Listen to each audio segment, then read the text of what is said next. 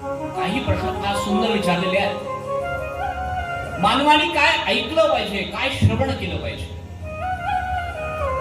दुसरं, मानवाने कोणता जप करावा, दुसरा प्रश्न विचारला. तिसरा प्रश्न विचारला, भगवान मानवाने कोणतं कर्म करावं. आणि चौथा प्रश्न विचारला परीक्षितानी की देवा, मानवाने नेहमी कोणाचं भजन आणि स्मरण करावं.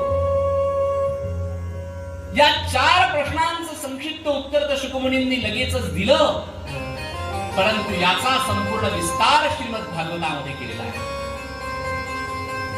पहिला प्रश्न जो विचारला होता की काय श्रवण करावं, तर भगवंताचं चरित्र श्रवण करावं.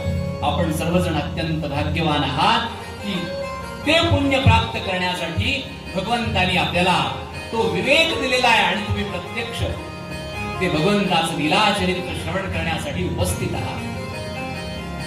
राजाच्या पहिल्या प्रश्नाचं उत्तर मिळालं की भगवंताचं, श्रीकृष्ण भगवंताचं, साक्षात त्या परमात्म्याचं चरित्र श्रवण केलं पाहिजे. कोणता जप करावा, दुसरा प्रश्न.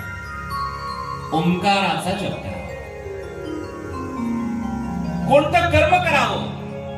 कर्म असं कर राजा की ज्याने रात्री झोपल्यानंतर दुसऱ्या मिनिटाला तुला झोप येईल, झोप उडेल असं दिवसा रात्री कर्म करायचं नाही. ज्याच्यामुळे तुला लाज वाटेल, ज्याच्यामुळे तुला भय वाटेल, ज्याच्यामुळे तुला भीती वाटेल असं कोणतंही कर्म, अर्थातच दुष्कर्म करायचं नाही.